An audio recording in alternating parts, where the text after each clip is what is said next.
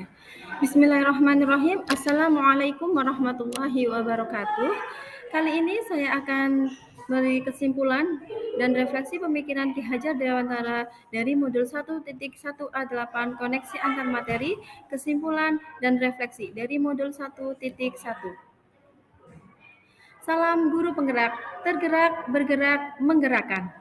Kembali lagi, saya Dede Marianasari, CGP Angkatan 8 Kabupaten Tegal, Provinsi Jawa Tengah, dengan fasilitator Willy Satya Pratama, SPD, dan pengajar praktik Sudianti, SPD. Dalam modul 1.1A8 ada beberapa pertanyaan pemantik. Di antaranya adalah yang pertama, apa yang saya percaya tentang murid dan pembelajaran di kelas sebelum saya mempelajari modul 1.1? Yang kedua, apa yang merubah dari pemikiran atau perilaku saya setelah mempelajari modul ini? Kemudian pertanyaan pemantik yang ketiga adalah apa yang dapat segera saya terapkan lebih baik agar kelas saya mencerminkan pemikiran Ki Hajar Dewantara. Jadi yang pertama yakni adalah apa yang saya percaya tentang murid dan pembelajaran di kelas sebelum saya mempelajari modul 1.1.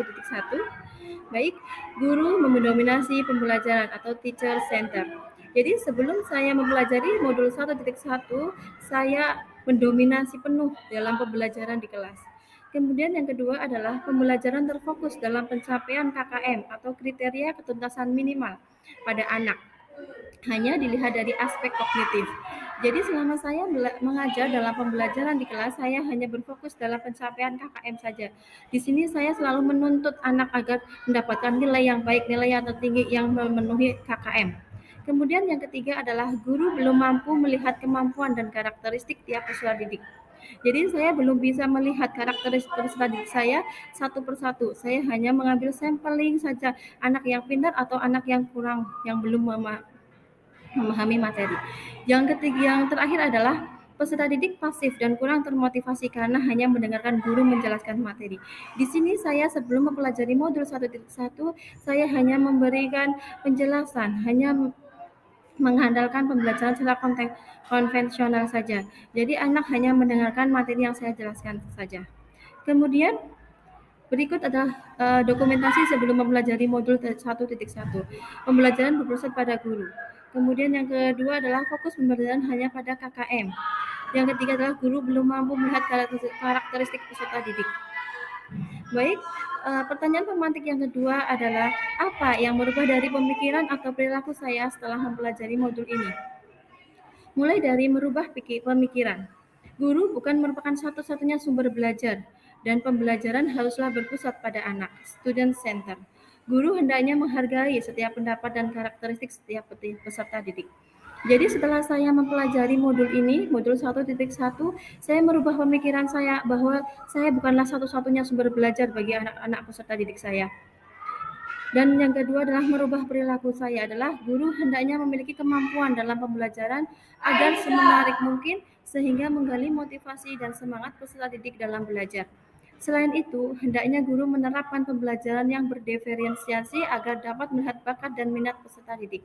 Setelah saya mempelajari modul 1.1 ini, merubah perilaku pada diri saya sendiri untuk lebih memiliki kemampuan agar pembelajaran menjadi sekreatif mungkin dan tentunya pembelajaran yang berdiferensiasi agar tidak ada kesenjangan antara peserta didik lain dengan peserta didik yang satunya.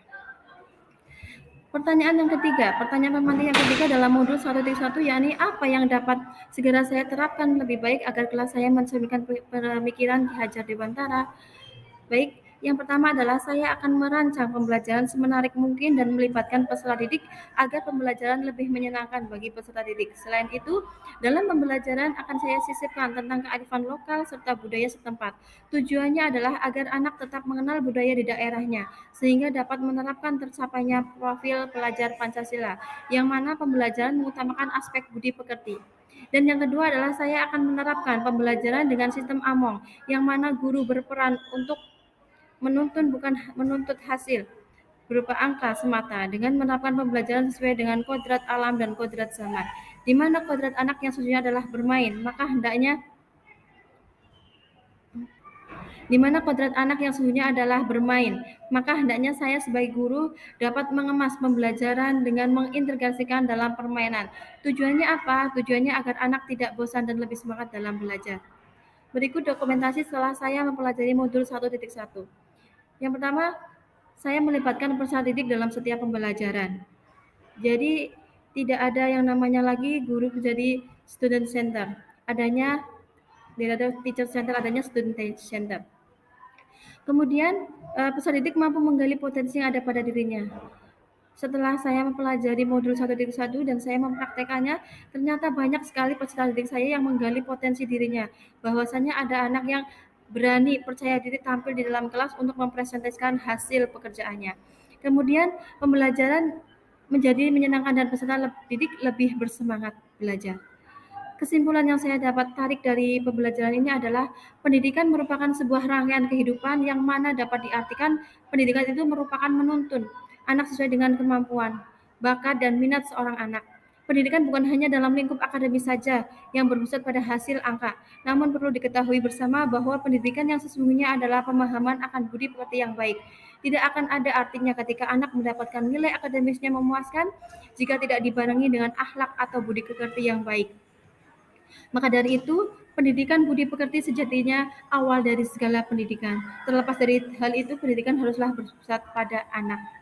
Demikian pemaparan yang bisa saya sampaikan. Terima kasih, salam dan bahagia, semoga bermanfaat. Wabillahi taufiq wal hidayah. Wassalamualaikum warahmatullahi wabarakatuh.